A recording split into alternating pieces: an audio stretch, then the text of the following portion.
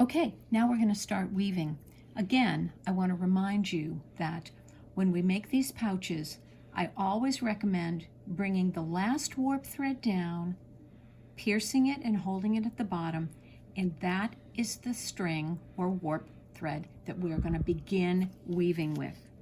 This is very important conceptually because it gives us an odd number of warp threads. I'm going to cut this thread and then thread my needle. I'm using a tapestry needle.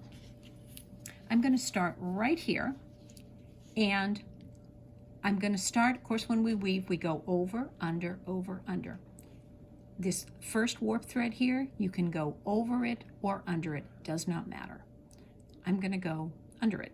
Under, over, under, over, under, over, under, over, under, all the way across.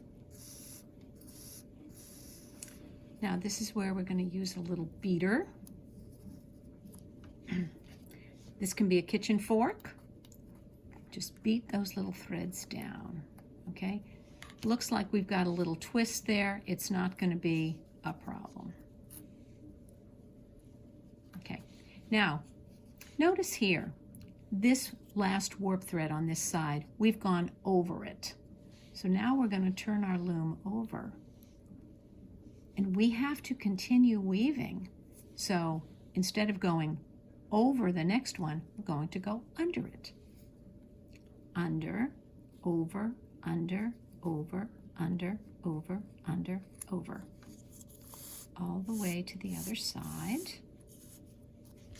And take our little fork and beat it down. Now, we've come under this last warp thread.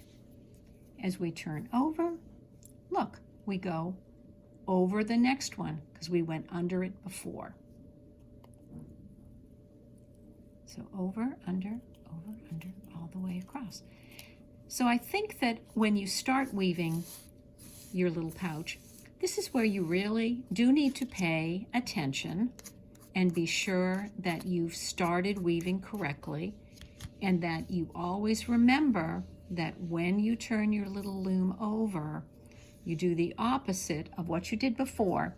But you can also look at what you did before. I can look at this. I went under this warp thread before, so I know I go over it.